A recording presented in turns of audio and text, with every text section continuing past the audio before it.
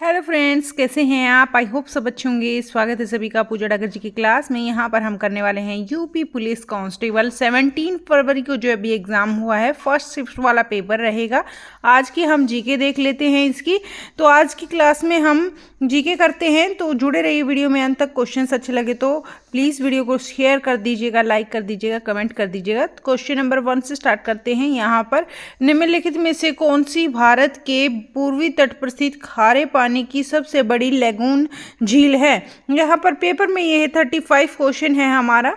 तो ये 35 क्वेश्चन क्या है? Largest salt water lagoon lake तो कौन सी है इसमें, जिसमें सबसे ज़्यादा खारा पानी मिलता है और पूर्वी तट पर स्थित है? यह कौन सी लैगून झील है?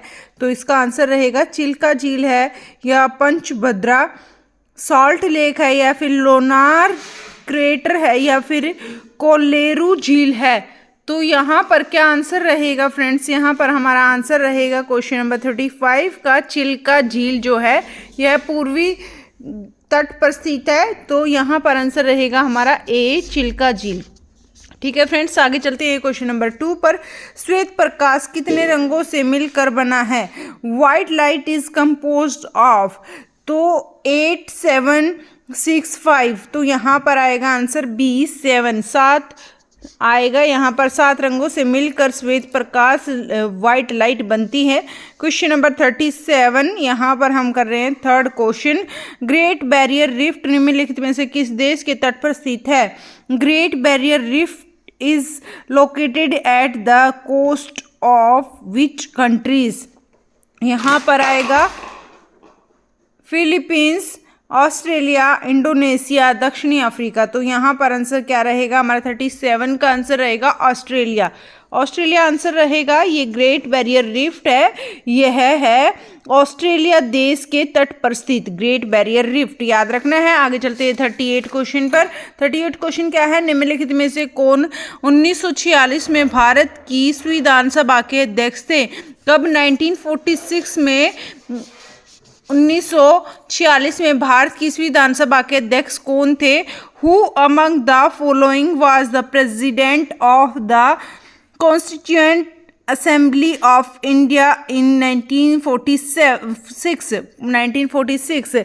डॉक्टर राजेंद्र प्रसाद, या फिर जवाहरलाल नेहरू, या फिर भीमराव अंबेडकर, या फिर सरदार वल्लभ भाई पटेल। क्वेश्चन नंबर 38 का आंसर हमारा रहेगा फ्रेंड्स राजेंद्र प्रसाद। ठीक है, ये आंसर रहेगा राजेंद्र प्रसाद। आगे चलते हैं 39 क्वेश्चन फटाफट से कर लेते हैं। प्रयाग प्रशस्ति की रचना निम्नलिखित में से किसके द्वारा संस्कृत में की गई थी? जो ये है प्रयाग प्रशस्ति, प्रयाग प्रशस्ति, इसकी जो है रचना किसके द्वारा की गई? संस्कृत में बोधायन के द्वारा, भवभूति के द्वारा, बाणभट्ट के द्वारा, हरिशेन के द्वारा। तो यहाँ पर आंसर रहेगा हरिशेन के द्वारा। आगे चलते हैं 40 क्वेश्चन। अंगूर की खेती, उपज और कटाई को निम्नलिखित में से किस नाम से जाना जाता है? The cultivation, growing and harvesting of grapes is known as which of the following? तो यहाँ पर हार्टिकल्चर, विटीकल्चर, पीसीकल्चर, सेरीकल्चर। तो यहाँ पर क्या आंसर रहेगा? यहाँ पर आंसर रहेगा हमारा बी, विटीकल्चर। आपको इन सभी का पता होना चाहिए क्योंकि इससे रिलेटेड कई बार क्वेश्चंस एग्जाम में देखने को मिलते हैं। तो हार्टिकल्चर क्या होता है, पीसीकल्चर क्या होता है, सेरीकल्चर क्या होता है, आपको पता होना चाहिए फ्रेंड्स। तो जो ये हार्टिकल्चर है ना फ्रेंड्स, इसका जो उपयोग करते हैं ये हम उद्यान विज्ञान भी कहते हैं, यानी उद्यान के बारे में जो भी उद्यान निर्माण होता है या क्यारियों की बनावट है, फूलों और पौधों की विभिन्न किस्में हैं, गुण तथा उनकी विभिन्न प्रकार की जो विधियां हैं उनका अध्ययन किया जाता है। इसमें किसमें? हार्टिकल्चर में। उद्योग से संबंधित है। और पीसीकल्चर मत्स्य पालन से संबंधित है। और शेरीकल्चर इसमें जो होता है रेशम कीट, क्या? रेशम कीट पालन किया जाता है। रेशम कीट पालन, यह भी एक तरह से क्या है? उद्यान ही है। तो यह भी एक तरह से उत्पादन है, कृषि आधारित उद्योग इसको कह सकते हैं। तो रेशम कीट पालन शेरीकल्चर में होता है, पीसी कल्चर में होता है हमारा मत्स्य पालन। ठीक है फ्रेंड्स। और हार्टिकल्चर उद्योग विज्ञान से संबंधित है, और यह अंगूर की खेती से संबंधित है, विटीकल्चर। ये सारे आपको पता होने चाहिए। आगे चलते हैं, फटाफट से कर लेते हैं क्वेश्चन नंबर 7। यानी पेपर में 41 क्वेश्चन।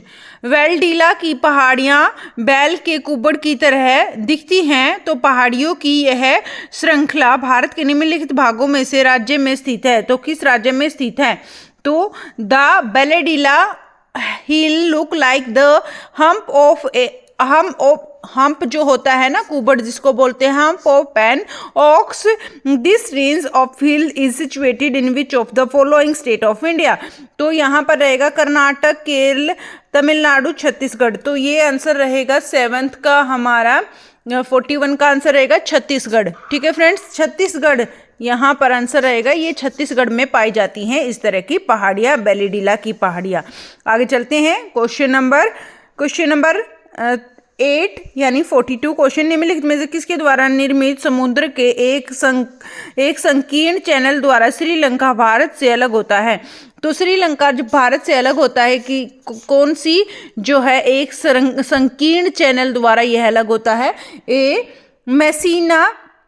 यहाँ पर मैंने इंग्लिश में भी लिखा है, जो इंग्लिश के स्टूडेंट्स हैं, Sri Lanka is separated from India by a narrow channel of sea formed by which of the following? यहाँ पर रहेगा मिसीना जलडमरू मध्य, या फिर पाक जलडमरू मध्य और मिन्नार की खाड़ी, और सी मकासर जलडमरू मध्य, या फिर 8 डिग्री चैनल। तो यहाँ पर जो आंसर रहेगा पाक जल, ये रहेगा। पाकिस्तान नहीं समझना इसको, श्रीलंका और भारत को अलग करता है पाक जल डमरू मध्य और मन्नार की खाड़ी। तो खाली मन्नार की खाड़ी मिल जाए तब भी यही आंसर रहेगा, और पाक जल संधि, पाक जल डमरू यहाँ पर मिल जाए तो भी यही आंसर रहेगा। आगे चलते हैं क्वेश्चन नंबर 9 पर। सोनपुर पशु मेला हर साल भारत के निम्नलिखित किस राज्य में आयोजित होने वाला एक सांस्कृतिक कार्यक्रम है? ये जो है सोनपुर पशु मेला, ये सोनपुर पशु मेला कौन से राज्य में लगता है, यह आपको पता होना चाहिए। ओडिशा में। यहाँ पर इंग्लिश में भी मैंने इसको लिखा है फ्रेंड्स, ताकि इंग्लिश वाले स्टूडेंट्स के लिए इजी रहे समझना। तो the Sonpur cattle fair is cultural event held at which of the following state of India every year? Odisha, Assam, Bihar, Sikkim. तो यहाँ पर आंसर रहेगा 43 का बिहार। क्या रहेगा? बिहार आंसर रहेगा। सोनपुर पशु मेला बिहार में लगता है। क्वेश्चन नंबर 44, यहाँ पर 10 क्वेश्चन हमारा रहेगा। विश्व पुस्तक दिवस प्रत्येक वर्ष निम्नलिखित में से किस दिन मनाया जाता है? यानी वर्ल्ड बुक डे जो है यह कब सेलिब्रेट किया जाता है? 25 जून, 7 अप्रैल, 5 जून या 23 अप्रैल? तो 23 अप्रैल इसका आंसर रहेगा। 23 अप्रैल को विश्व पुस्तक दिवस यानी वर्ल्ड बुक डे मनाया जाता है। आगे चलते हैं 45 क्वेश्चन यानी 11 क्वेश्चन। निम्नलिखित में से किस राज्य के कुछ हिस्सों में 400 साल पहले नहर सिंचाई की एक स्थानीय प्रणाली विकसित हुई थी जिसे कुल्ह कहा जाता है? तो ये कुल्ह कहा जाता है।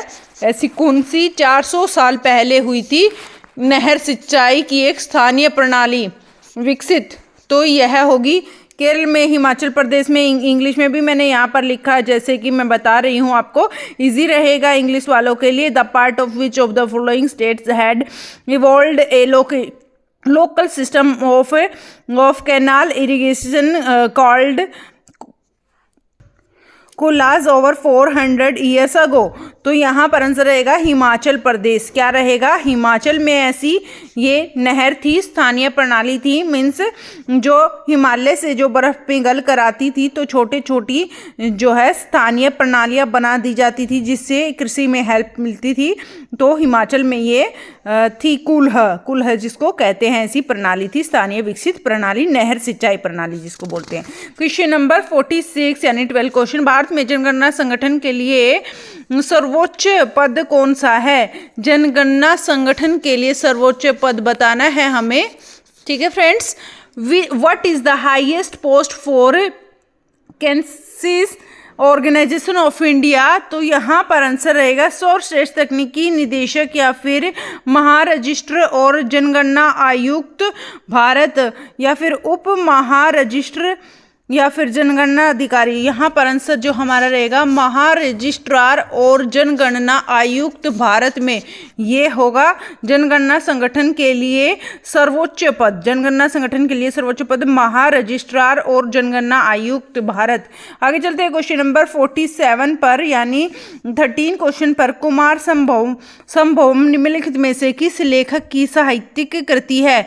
तो Kumar संभवम is literary work of, तो लिटरेरी वर्क ऑफ किसका है? कुमार संभवम। ये है महादेवी का, भारवी का, या फिर महाकवि कालिदास का, या फिर कल्हण का। तो यहाँ पर आंसर रहेगा हमारा कालिदास। ठीक है, महाकवि कालिदास की है यह कुमार संभवम।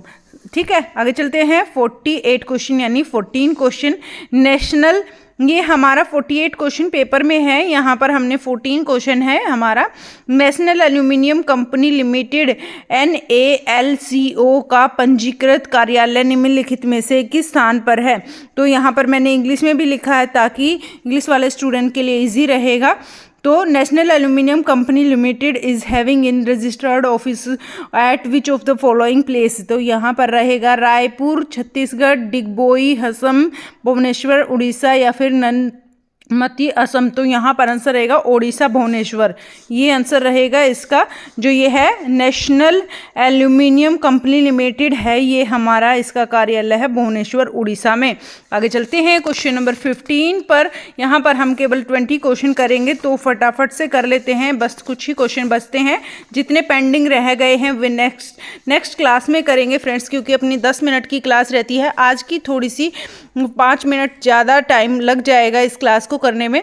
तो जुड़े रहिए चैनल के साथ करंट अपडेट के लिए भी, और डेली जीके क्वेश्चंस के लिए भी, डेली साइंस जीके क्वेश्चन के लिए भी। फटाफट से सब्सक्राइब कर लीजिए चैनल को, और जल्दी से बताइएगा कमेंट बॉक्स में क्वेश्चंस आपको कैसे लगे, क्लास कैसी लगी। क्वेश्चन नंबर 15 देख लेते हैं। विश्व स्वास्थ्य संगठन WHO का मुख्यालय निम्नलिखित में से किस स्थान पर है? वर्ल्ड हेल्थ ऑर्गेनाइजेशन जो होता है, इसका हेडक्वार्टर बताना है हमें, ये कहाँ पर है?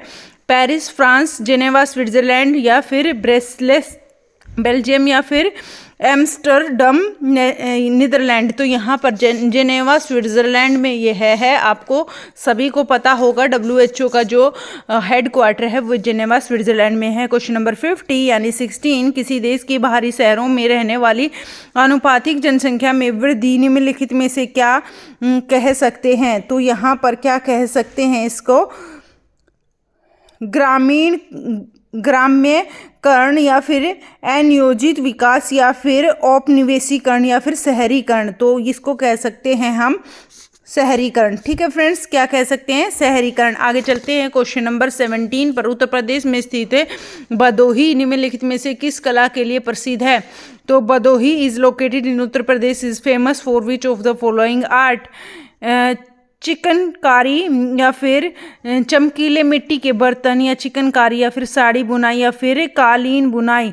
तो इसका आंसर क्या रहेगा? इसका आंसर रहेगा कालीन बुनाई, यानी कारपेट वीविंग, ये रहेगा कालीन बुनाई। इसका आंसर रहेगा उत्तर प्रदेश में स्थित बदही, जो ये बदही है यह कालीन बुनाई के लिए प्रसिद्ध है, याद रखना है। आगे चलते हैं क्वेश्चन नंबर 52 यानी 18, निम्नलिखित में से कौन सा उत्तर प्रदेश का राज्य वृक्ष है?